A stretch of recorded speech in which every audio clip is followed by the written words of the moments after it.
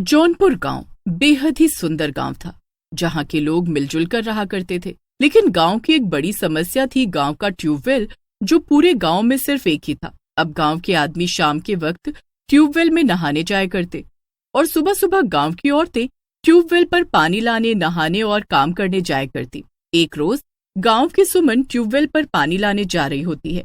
चमोली भाभी, आप देख रही है ना इस सरपंच के बेटे को? जब भी मैं पानी लाने घर से ट्यूबवेल पर जाती हूँ तो ये मेरे पीछे पीछे आ जाता है। सरपंच का बेटा है तो कोई कुछ नहीं कहता इसे, लेकिन सच कहूँ तो एक नंबर का निकम्मा, आवारा और बदमाश है ये। कभी कभी तो मैं सोचती हूँ कि अगर किसी दिन मैं ट्यूबवेल पर अकेली रही तो ना जाने ये मेरे साथ क्या कर दे। तू इस पर ध्यान मत दे, ये सिर्फ तेरे पीछे नहीं बल्कि गांव की और लड़कियों के पीछे भी दुम हिलाए घूमता रहता है। चमोली की बात सुनकर रंजीत को नजरअंदाज कर देती है। रंजीत गांव के सरपंच का बेटा था और काफी बदमाश भी था। वो गांव की लड़कियों को अक्सर घूरा करता, उन्हें उल्टा सीधा बोल देता। इसी वजह से लड़कियां उसे देखकर अपना रास्ता बदल लिया करती। अब देर शाम सुमन चेहरे पर उदासी के साथ खाना बना रही होती है। क्या बात है दीदी, कई दिनों से आपका उतरा हुआ चेहरा देखकर मुझे लग रहा है कि कोई तो परेशानी जरूर है। नहीं, कुछ भी नहीं, बस माँ की याद आ रही थी। माँ को तो हम भूले ही नहीं है और मुझे अच्छे से पता है आप माँ को याद करके इतना परेशान तो नहीं होती, बल्कि आपको तो माँ को याद करना अच्छा लगता है। इस उदासी का कारण कुछ और ही है। तू इतना पूछ रही है तो तुझे बता देती हूँ। तू सरपंच के बेटे रंजीत को जानती है ना? वो काफी समय से मेरे पीछे लगा हुआ है। मुझे समझ नहीं आ रहा कि आखिर वो चाहता क्या है। हाँ, मैंने भी कई दिन आपका पीछा करते हुए देखा है उसे। जब आप ट्यूबवेल पर जाती हैं तो कोई बात नहीं दीदी, कल से मैं आपके साथ ट्यूबवेल पर चला करूंगी। अब अगले ही रोज सीमा और सुमन दोनों ही ट्यूबवेल पर जाते हैं।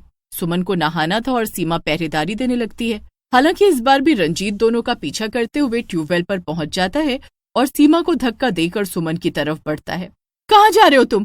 दीदी मुझे बचाओ। क्या हुआ सीमा? क्या किया तुमने मेरी बहन के साथ? हटो। इतना कहकर सुमन रंजीत को धक्का देती है, लेकिन रंजीत सुमन का हाथ पकड़ लेता है और हाथापाई में सुमन भी उस ट्यूबवेल पर गिर पड़ती है और उसका सर एक बड़े से पत्थर से जा टकराता है। सुमन को चोट लगते ही ढेर सारा खून बहता है और वो वहीं दम तोड़ देती है। दूसरी तरफ सीमा भी अपनी बहन को देखकर दम तोड़ देती है, क्योंकि उसे भी गिरने से गंभीर चोट लग चुकी थी और अपनी बहन को देखकर वो उस हादसे को बर्दाश्त नहीं कर पाती। ये क्या किया मैंने? इससे पहले कि कोई आ जाए और मुझे पकड़ ले, मुझे यहाँ से जाना होगा। इतना कर रंजीत वहाँ से दबे पांव अपने घर की तरफ निकल जाता है। वहीं दूसरी तरफ दोनों बहनों की मौत से पूरा गांव सन्न रह जाता है। अरे बाप रे, दोनों बिन माँ की बच्ची ना जाने कैसे ट्यूबवेल पर गिरकर इस दुनिया से ही चल बसी। मुझे तो समझ ही नहीं आ रहा। काकी, सोचने वाली बात है। दोनों बहन ट्यूबवेल पर गिरी हुई मिली थी, दोनों की मौत हो चुकी थी, लेकिन ऐसा कैसे हो सकता है? मैं तो कई दिनों से सरपंच साहब के बेटे को देख रही हूँ सुमन का पीछा करते हुए। कहीं उसने तो कुछ नहीं कर दिया? आज तो तूने अपने मुंह से ऐसी बातें कह दी हैं, आगे कभी ऐसा मत कहना। सरपंच बड़ा जालिम आदमी है। अगर गलती से भी कोई उसके बेटे पर गलत इल्जाम लगा दे तो वो उसे रातों रात गायब करवा देता है। ना जाने इस गांव में लोगों को कब न्याय मिलेगा, और इस डर से तो फिर कोई सुमन और सीमा के मौत के बारे में पता भी लगाने की कोशिश नहीं करेगा। समय के साथ सुमन और सीमा को मरे हुए महीनों बीत जाते हैं। गांव वाले भी उन दोनों की मौत को हादसा मानकर कुछ दिनों के लिए दुख जताते हैं और दोनों को यादों के साथ भुला देते हैं। अब एक रोज देर रात रंजीत अपने कमरे में बैठा होता है, तभी उसे उसके पीछे से किसी के गुजरने की आहट आती है। माँ, पिताजी, कौन है वहाँ? रामू काका, कौन मुझे डराने की कोशिश कर रहा है? तभी अचानक से उसके कमरे में रखा टीवी का रिमोट, खाने की प्लेट, उसका मोबाइल फोन सब हवा में था और अचानक से वो नीचे गिरकर चकनाचूर हो जाता है। रंजीत अपनी आंखों से ये सब देखकर भौंचक रह जाता है कि आखिर उसके साथ ये हुआ क्या। पिताजी कमरे में भूत है। पिताजी कमरे में भूत है। फिर से तूने ज्यादा नशा कर लिया है। क्या जरूरत है इतना नशा करने की? हर दिन गांव वाले तेरी शिकायत लेकर आ जाते हैं। वो तो मेरा खौफ है तो वो सिर्फ इतना कहते हैं कि आज रंजीत बाबू ने ऐसा किया वैसा किया। पिताजी, मेरा विश्वास कीजिए, कमरे में। अब सुबह शाम 24 घंटे रंजीत के साथ अजीबोगरीब घटनाएं होने लगी थी। धीरे धीरे इस बात को 15-20 दिन बीत भी जाते हैं और रंजीत अपना मानसिक संतुलन खो देता है। उसके घर वाले भी उसे पागल समझने लगते हैं। वहीं दूसरी तरफ एक रोज सुबह सुबह गांव के ट्यूबवेल पर एक लाश मिलती है। इसे तो बिल्कुल सुमन और सीमा की तरह मारा गया है।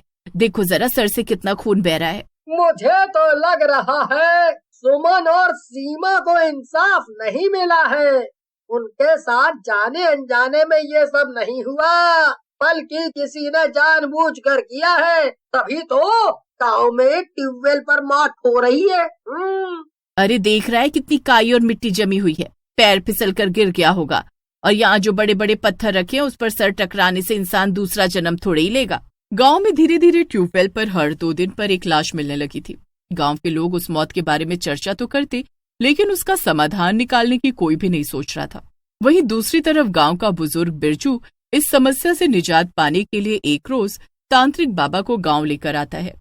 बहुत अच्छा किया जो आपने तांत्रिक को गांव में लाया, वरना किसी ने इस बारे में सोचा तक नहीं। अब तक गांव में कितनी मौत हो चुकी है, कोई इस बारे में सोच भी नहीं रहा है। कोई बात नहीं, सभी चीजों का समाधान निकल जाएगा। जिन तांत्रिक बाबा को मैं यहाँ लेकर आया हूँ वो ज्ञानी तांत्रिक बाबा हैं।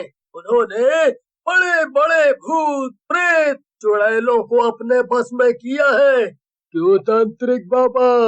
जल्दी ही वो 2 बुरी आत्माएं पूरे गांव को मार डालेंगी। उन्हें मारने वाला भी इसी गांव में मौजूद है। और क्या पता है तांत्रिक बाबा आपको उस पूरी शक्ति के बारे में?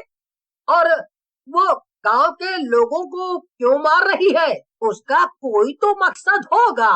उसका बुरा बनने का एक ही मकसद है, उसकी मौत, जो बहुत बेरहमी से की गई थी। मैं जो देख पा रहा हूँ उसमें 2 कुंवारी कन्याओं का इस गांव में तिरस्कार किया गया। उसके बाद उन्हें मौत के घाट उतार दिया गया और मारने वाला अब तक जिंदा है। अब अगले ही दिन गांव वाले हवन पूजा की तैयारी करते हैं। पूजा में गांव के सभी लोग मौजूद होते हैं और तभी तांत्रिक हवन में आहुतियां डालने लगता है। और जैसे ही लाल रंग की सिंदूर हवन में आहुति देते हुए डालता है, तभी वहां 2 आत्माएं प्रकट हो जाती हैं और जोर जोर से हंसने लगती हैं। तुम्हें क्या लगता है तुम हमें यहाँ इस तरह बुलाकर बंदी बना लोगे? बिल्कुल भी नहीं। हम 1 नहीं 2 हैं, 2, और दोनों ही शक्तिशाली।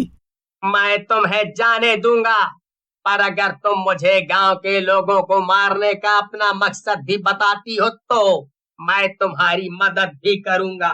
तू क्या मेरी मदद करेगा? मैं पूरे गांव को शमशान बना दूंगी। हम दोनों इस पूरे गांव को शमशान बना देंगे। आखिर क्यों इन बेकसूर गांव वालों को तुम मार रही हो? क्या कसूर है इन बेचारों का? क्या कसूर है इन विचारों का? इन लोगों को सच्चाई पता था, तब भी इन लोगों ने हमें इंसाफ नहीं दिलाया। सरपंच का बेटा जिसने हम दोनों बहनों को मार दिया, मैं, सुमन और ये सीमा।